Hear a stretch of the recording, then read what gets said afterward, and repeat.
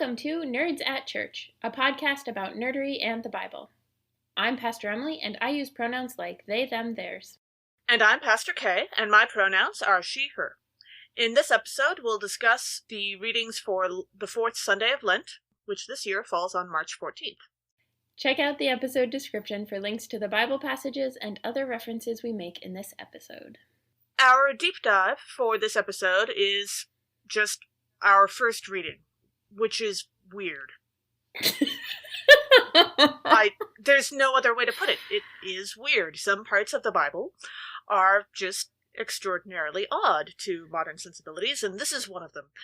So the text that we will examine first for our reading is from the book of Numbers.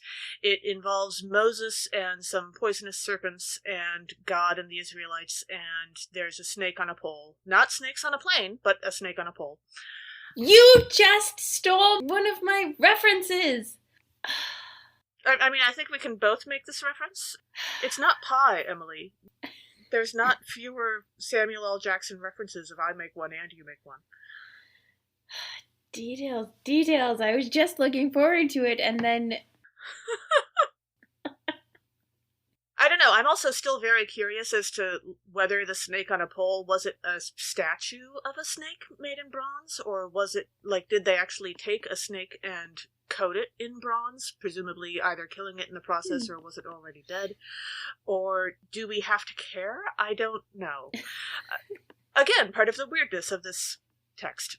So, this passage from Numbers, chapter 21, is the last of several murmuring stories, as they are sometimes known. The Israelites are in the desert and wandering, looking for the promised land with Moses, and they aren't really getting much of anywhere, and so they're complaining about their circumstances, and they complain several times in various ways, mostly about Moses. Several of the previous complaining stories were specifically about Moses, also sometimes about the food, I think once or twice. And each time that this happened, God wants to punish them, and then Moses intervenes on behalf of the Israelites. This time, in this passage, they complain about Moses and God, and so God punishes them. It doesn't really seem like there's time for Moses to try to intervene. I don't know if Moses is, specifically not intervening, or if right, this is just, God makes a snap decision. Moses does intervene a little while later after people start dying, which doesn't really paint God in a great light. Yeah. But there is lead up to this passage. It's not... I'm going to make a comment about the way that this story seems to escalate very, very quickly later on when we get to the actual verses. But we don't get that in this passage selection from the Revised Common Lectionary. So it sounds like there is a huge jump in level of seriousness from the complaining Israelites to people dying from poisonous snakes that God sends. But really, there is some lead up to it. We just don't hear that. It's been building for a while, and as one of my friends points out, every time we look at the Revised Common Lectionary readings, they are centered around the Gospel, as we will discover when we get to the Gospel reading. Yes. And therefore, passages like this passage from Numbers are really just set up to serve the Gospel reading and not necessarily to carry their own story. Unless occasionally when you're doing the semi-continuous series in the summertime. Right. So if you're looking for some trivia about this passage, because why not, it turns out that eventually, although I don't know that it was something that happened immediately, this bronze serpent on a pole had a name. I'm pronouncing it Nehushtan. I assume I'm not getting that quite right. But in 2 Kings chapter 18, verse 4, we learn that many generations later, the Israelites were making offerings to it until it was destroyed, because the Israelites were making offerings to it, and that was probably bad. And idols and whatnot. Yes. Apparently that's not a good idea. And the name is possibly a play on the Hebrew words Nahash, which means serpent, and Neheshet, which means bronze or copper. That makes sense. Yeah. The King James Version of the Bible translates these not as poisonous snakes, but as fiery serpents, which is a little more colorful. I have to imagine that if the Israelites did start getting bitten by snakes that were on fire, they would immediately think, okay, this is God. God is the one doing this. This is not just a random, we didn't stir up a nest of snakes. You don't see fiery snakes all around all the time when you go out walking? I mean, at the moment it's Minnesota winter, so I don't see a lot of snakes, period. That's fair. But rattlesnakes, though, when I lived in Minnesota, we had rattlesnakes in the summertime. Interesting. But the reason why the KJV translated it as fiery serpents might not be that they were actually on fire, although I suppose we can't know.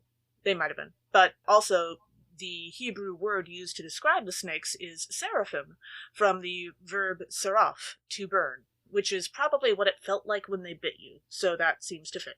Sounds about right. Also, ophidiophobia, the fear of snakes, is super common. About a third of all U.S. adults said that they were afraid of snakes in one study, done several years ago now. Although, personally speaking, my 8th grade science teacher had pet snakes in the classroom, and that pretty much cured most of us of any fear of snakes, because they were very calm and relaxed.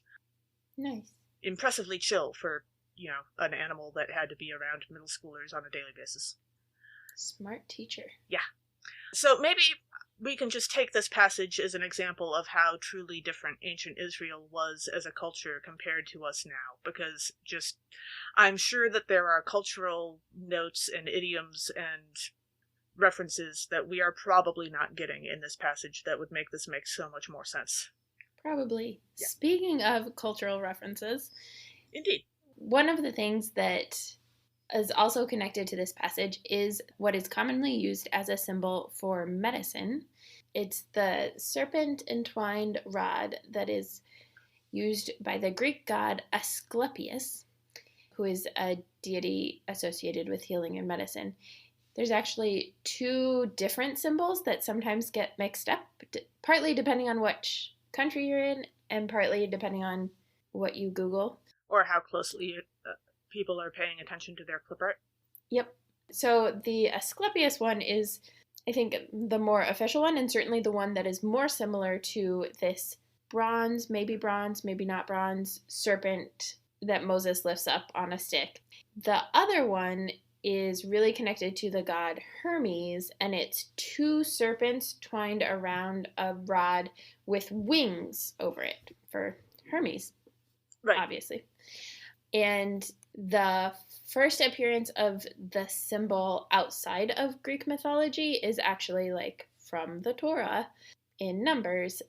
But this is frequently a sign that is used in on hospitals or in medical associations as a symbol of healing, which is just fascinating because when I think of healing, I do not think of snakes, but snakes on a pole, apparently. I mean, to be fair, from what I understand of the field of medicine, plenty of it is also just flat out weird. That is very true. Yes. So, if you're looking for commonalities between this story and the field of medicine, I think that's one thing they share. Fair enough. So our first reading, as we talked about, is a quite unique reading, and it is the passage that's referred to, that's one of the first passages to use the symbol of the serpent on a rod as a healing symbol outside of Greek mythology. And it is Numbers chapter 21, verses 4 through 9. The Israelites complain about God's gift of manna, and after God sends poisonous snakes in retaliation, God agrees to provide a way to heal them. So one of the themes that I noticed in this is that of depression. It seems like collectively the Israelites might be suffering from some depression. They have something that I find really common when I am not in a great mental health state is the looking at the fridge or looking at the cabinet and there is no food there, whether or not there is actually food there. Right. And then also the impatience and the hopelessness and just the being run down by the monotony or the many things. So I was thinking about that. It's well, to be clear, I am not a therapist. I don't advocate for armchair diagnoses of human beings, and I noticed as someone who deals with depression the similarities. Yeah. No, I think that's fair. Also, if you escaped from slavery and then wandered for several decades in the desert, led by a guy who clearly didn't know where he was going and wasn't willing to ask directions, I think being impressed is a perfectly reasonable response. Yes, definitely. In verse 4, we read, "From Mount Hor they set out by the way to the Red Sea, to go around the land of Edom, but the people became impatient on the way." And for the next couple of verses, you can basically just hear the Israelites asking, "Are we there yet?" from the back seat of a station wagon in any 80s family movie that you care to name, can't you? They are every irritating younger sibling in any movie from the history of time. Speaking as a younger sibling, it is not always the younger sibling that is asking, "Are we there yet?" Well, that's fair. I cleverly Sometimes. don't have any siblings, so that's not a So problem. it was just always you. Pretty much, yes. Although, actually, my parents would occasionally take turns just to, make it feel more fair. That's fantastic. So in verse 5, the Israelites ask in the whiniest of tones possible, "Why have you brought us up out of Egypt to die in the wilderness? For there is no food and no water, and we detest this miserable food." Note, they just said no food, and we detest this miserable food. Yeah. Somewhere there is a lack of truth. But what it really reminded me of was Smeagol in Lord of the Rings, when Smeagol hooks up with Samwise and Frodo, and they're wandering together, and the first time that he gets offered lembas bread, and he just detests it. But he's like, "No, we can't eat it." But even, like, the hobbits are like, this doesn't last as long as the elves think it does.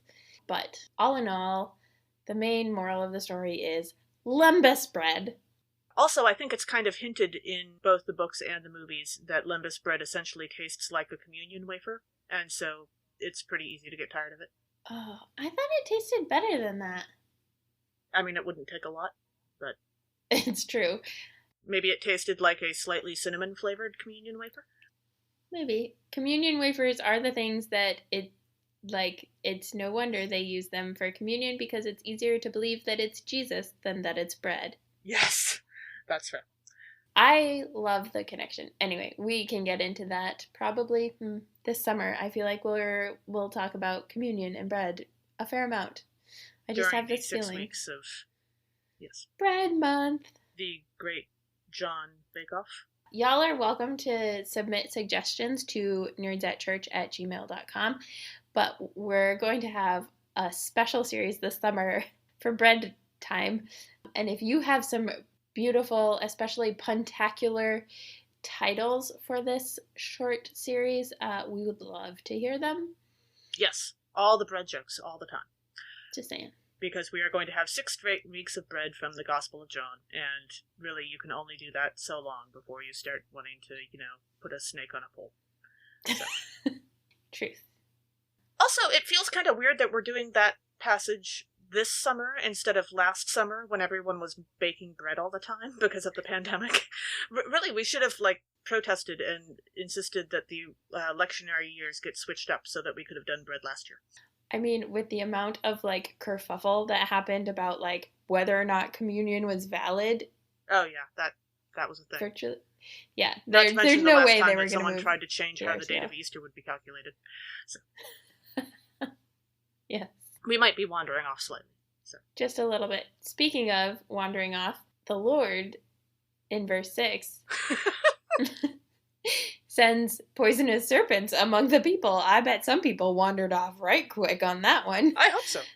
But the first thing that popped to my mind, as Kay mentioned earlier in the episode, was, of course, this is snakes in the camp instead of snakes on a plane.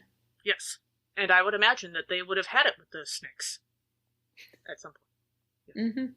Come to think of it, if we're going to make more movies from the Hebrew Scriptures, wouldn't Samuel L. Jackson make a fantastic Moses? Oh my gosh, that would be brilliant. I would love that. I like it. Yeah, that's the only casting I'm going to accept now until he does. That's just how that works. So, okay. Yes, I also looked at verse 6 because, snakes, yay. And in verse 6 we hear, the Lord sent poisonous serpents among the people, and they bit the people so that many Israelites died. Well, that escalated quickly. A couple of verses ago they were whining, and now they're dying from poisonous snake bites sent by God. It seems like a huge reaction for a relatively small annoyance. Although, as I mentioned earlier, there actually is lead up to this passage, although the lead-up consists entirely of the Israelites complaining, so it still seems like an overreaction. I'm just saying. Yeah. This reminds me of a plot point in Babylon 5. What started the enormous war between humanity and the Minbari race was that the Minbari greet fellow warrior ships with their gun ports open as a sign of respect, or something like that. And a human ship that was the first one to run into the Minbari was greeted that way, and they saw it as a threat, and they opened fire. And they destroyed that ship of the Minbari, and as it turned out, the highest religious authority from the planet of Minbar was on that ship and died, and as a result, Minbar basically declared that humanity had to be completely destroyed. And therefore there was this enormous war that wasn't ended until some various other plot points happened, which are not terribly relevant to the story. But, that is unfortunate. Yeah, and on the other hand, they do the work of going into the backstory and exploring how all that happened and the motivations of everyone involved. It's sadly understandable. You can see how every step of it happened, but it still took one tiny thing and had it lead to a enormous attempt at genocide. So yeah, I do feel like humans misinterpreting and feeling threatened is one heck of a trope for sci-fi and fantasy. And reality. Well, that too, yes. Yeah. I mean, to be fair, there aren't that many other options for people to misinterpret and misunderstand in reality, because as far as we know, we're the most sentient race around. But aside from the aliens. Hello, and aliens. And elephants and dolphins. Well, yes. Elephants and dolphins. They are lovely, and I'm sure that the dolphins are actually one of the most smart races on the planet for wanting to splash around in the water and not, and elephants make wars or wheels or anything. Yes.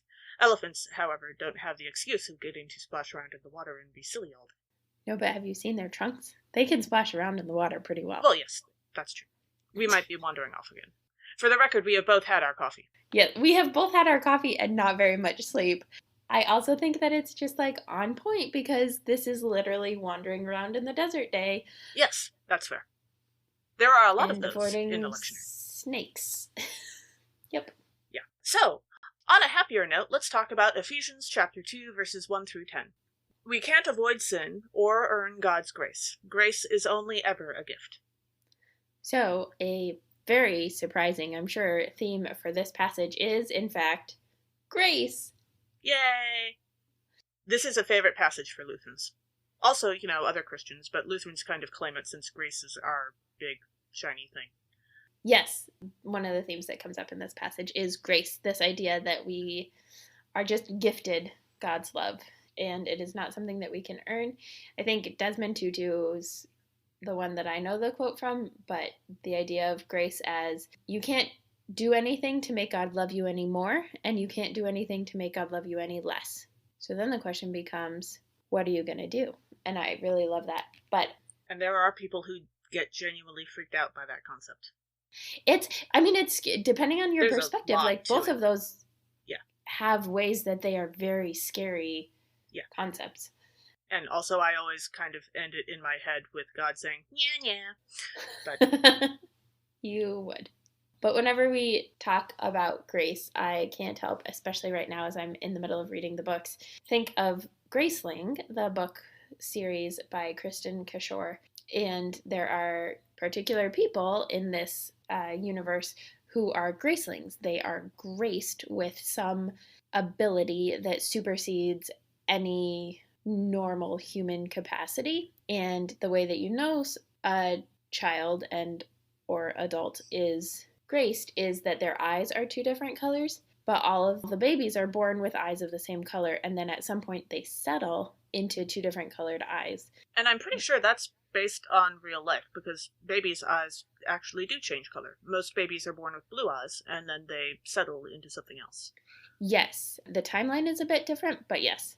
Sure. And then even once they've settled, you don't know what the grace is, and there's a lot of like the complications of kings and rulers and empire and requiring the possession of gracelings and how they're treated and all of those things. But some of the graces are like really helpful, like having the royal baker be a graced bread baker would be fantastic, and we would definitely invite them onto the podcast this summer. And you can be a graced fighter or a mind reader, those sorts of things. But you could also be graced as like a great tree climber. And like, unless you're helping harvest the like walnuts or something, Sure. probably like not a particularly helpful grace. And so there are just like different, like there's one I think where somebody can open their mouth like to the size of their head or something. And the main character has a particular grace. And at the start of the series, we think that Katza is like graced with killing as a killing grace. Things get more complicated, but it's fascinating to just think about like all of the many different ways that people are graced and the ways that like we think about God's grace. And sometimes we think of it so narrowly that like we restrict God's love to like this particular thing. And I wonder what it would look like to think about God's grace more expansively and think about the not just the love that we get from God, but also like the talents that we get from God or the skills or Sure. the insights. And yeah, I love gracing. It's a great book. In verses 1 and 2 of this passage, we hear, "You were dead through the trespasses and sins in which you once lived."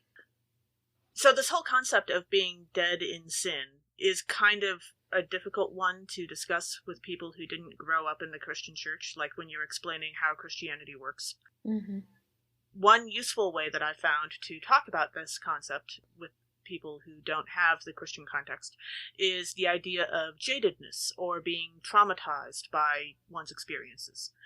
For example, in the TV show Firefly, both Mal and Zoe are shown over and over again to have been traumatized by their experiences in the war.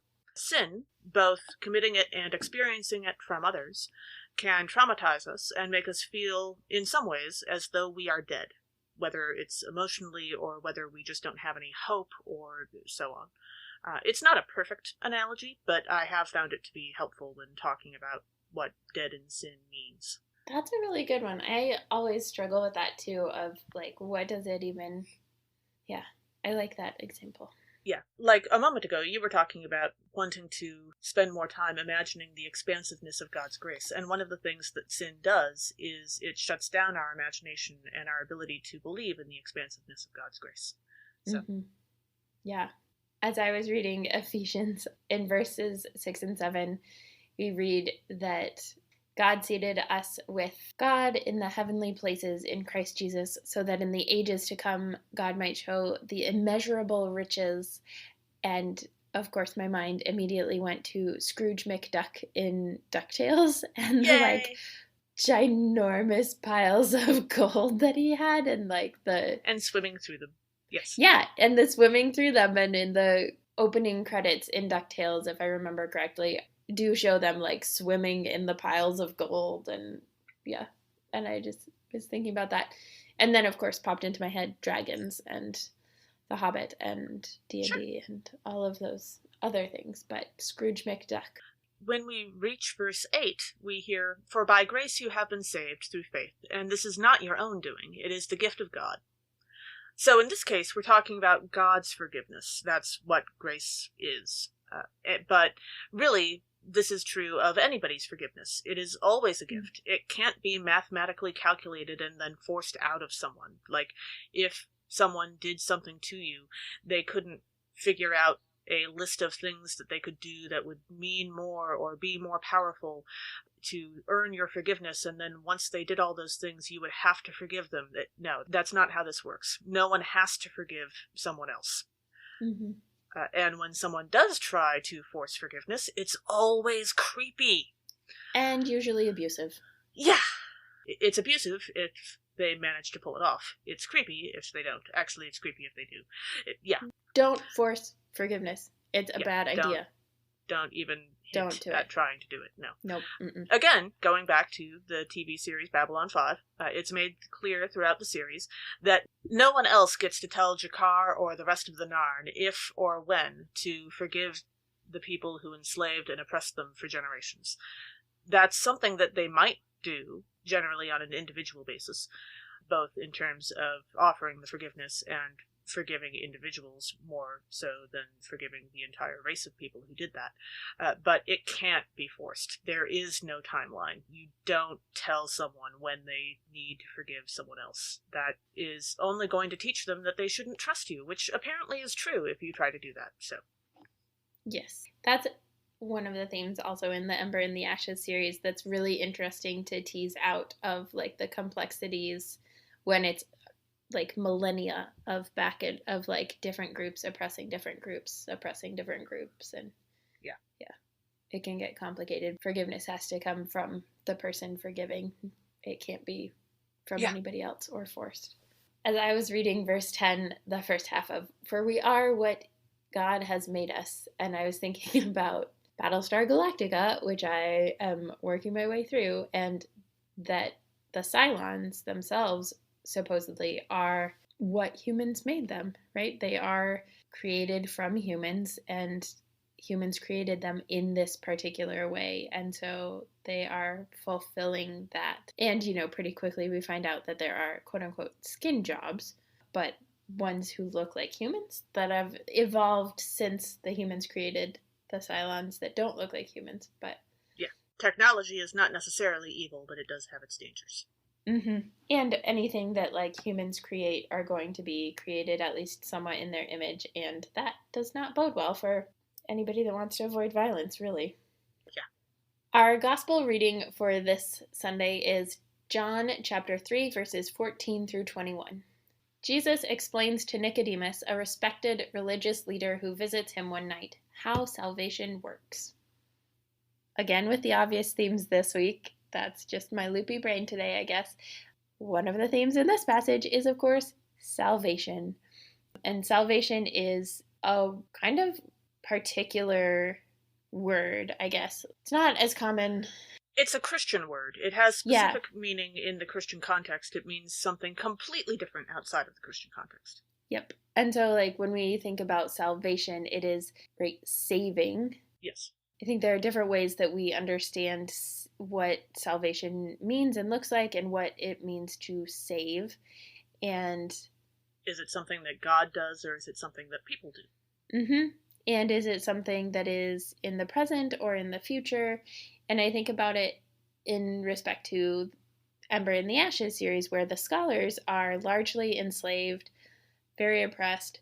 Like, for them, salvation would have to be immediate. Like, there is not time to sit and think about the future, to plan, to get ready. And there are some who are, like, in the resistance and those sorts of things. But by and large, it is so hard to think about, like, how they're going to make it through tomorrow, let alone that far into the future. And so for them, salvation looks like food and shelter and protection, and not just like this far off heaven that a lot of Christianity has created it to be.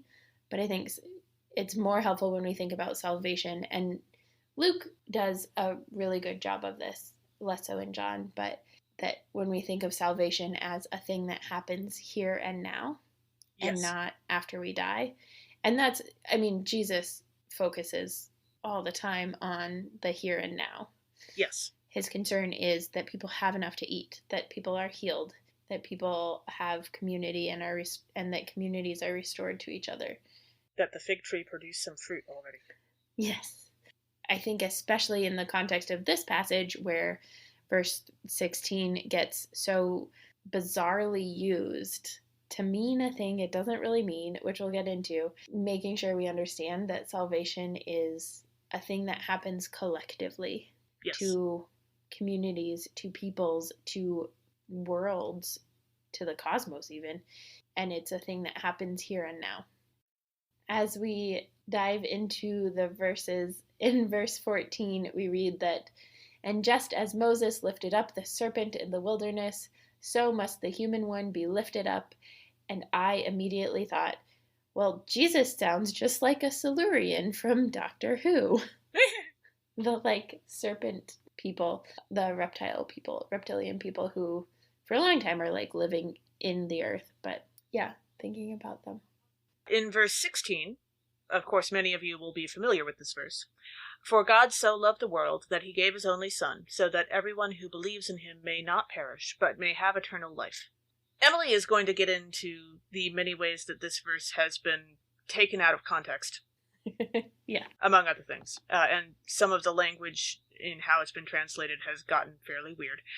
But I was just going to go for the let's go for a fictional reference thing. And when we're talking about someone giving their child so that other people may live, there is a very literal and very mortal and very disturbing version of this seen in Torchwood Children of Earth, where there is a child who is sacrificed to save the rest of the planet, basically. Mm. To be entirely honest, I know the plot of Children of Earth, but I have not personally watched it because I know that that scene would not be something that sat well with me. Mm. So, yeah. Warnings. And also, I tried not to spoil the, really spoilery bit of that. So the version that Kay read was the New Revised Standard Version. Yes. Which is a pretty good version generally. It's pretty true to the Greek and to the Greek and the Hebrew and to the cultural context. Although God is, of course, above gender. Yes. I was going to say part of where it falls short is the gendering of God and some other pieces. Whenever I am reading this passage and when I took Preaching John and New Testament classes in seminary, the way that it was explained to me is, first off, language matters. How we translate things and how we say things matters. And if you want proof, just try to explain the story of poisonous snakes in Numbers to somebody and see how that goes for you. Yep. But particularly with words like so, there are so many different ways to use that word and to understand what it means that it's not actually a very helpful translation from the Greek for this passage. And so the way I translate it is, "For God loved the world in this way, that God gave their only child, so that everyone who believes in the child may not perish, but may have everlasting life."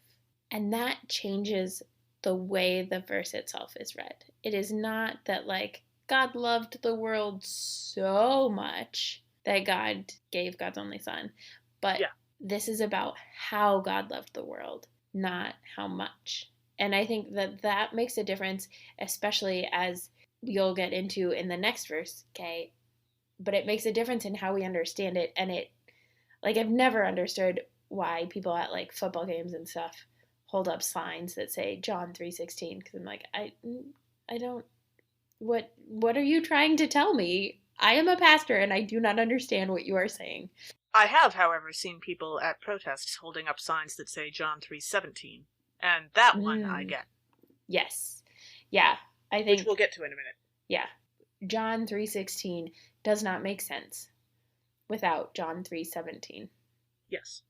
Although you do also have to throw John 3:18 in there too, which complicates things a bit, but... I mean, realistically, and this is the other part about context and language mattering, this passage itself needs the literary context, the narrative context of it to make sense. Yes. It's a conversation between two religious leaders trying to understand concepts that are kind of new to one of them and kind of sound bizarre because puns and things like that are a little bit weird and can confuse things. Especially when we're translating a language from a couple thousand years ago into a modern language. Yep. So the fact that this isn't Jesus just telling all of the crowds this thing, this is Jesus having a conversation with Nicodemus, who is coming to him at night in the dark, where potentially other people can't see, where there's space for secrecy and hiding, and within that context, they're having this conversation about Jesus and God and what it means to be born of spirit and what it means for God to love the world and how God does that. And you know that there's a particular context because of verse 14, to jump back a bit, because Jesus knew that Nicodemus would know what the serpent in the wilderness that Moses lifted up was about, because Nicodemus had a certain type of training and background. Yep. Otherwise, Jesus would have had to explain that story to us, which would have been very helpful, God. Yeah, because, it just, context. Yeah. I mean, most of John is like, oh, it would have been nice to know that the well is where couples get together and meet each other for the first time. Yeah. I mean, to be fair, you really can't read any of the New Testament without reading the Hebrew Scriptures, because it's just so filled with references. Yeah. Even more so than this podcast. Indeed. And I would say, if you are reading the New Testament, Christian New Testament, Amy Jill Levine is one of the best New Testament scholars I know, and she's Jewish, and so there's just this whole other depth of knowledge and context that is so helpful in reading Scripture.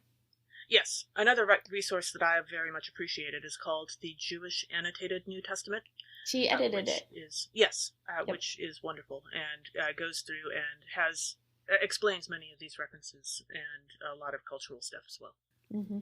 I realize that there is a Jewish annotated Hebrew Scriptures. It's called the Talmud. It's about, 26 volumes long. And the Mishnah, and several others. So probably asking for one is kind of unfair. But it would be awfully helpful with that Numbers passage. But and then finally, in verse 17, we hear, God did not send the Son into the world to condemn the world.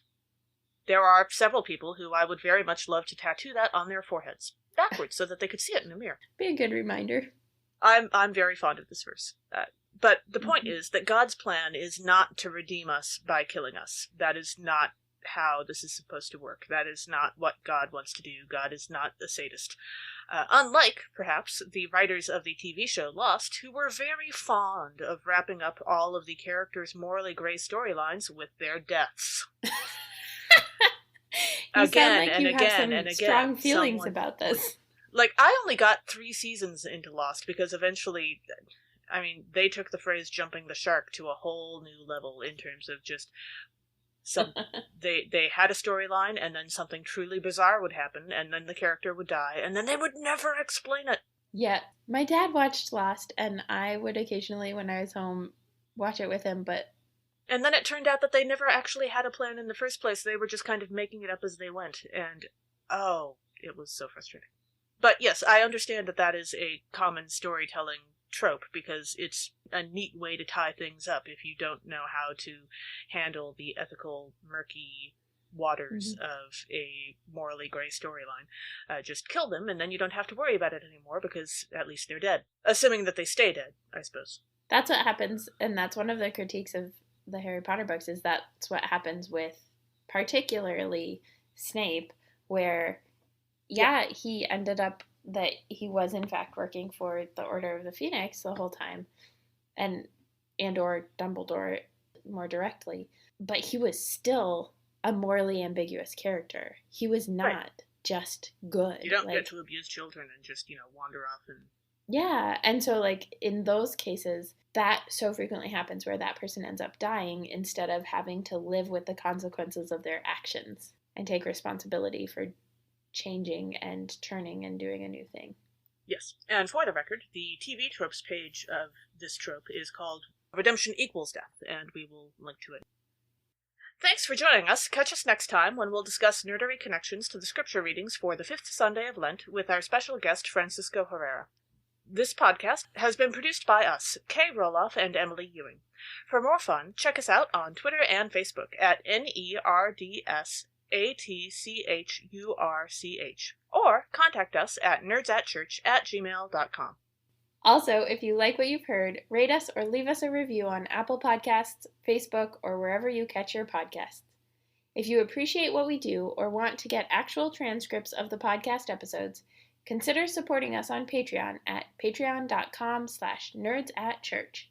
We hope Patreon can help us get our episodes transcribed for those who need or prefer that, Though if you want to help us with transcripts, let us know via email or social media.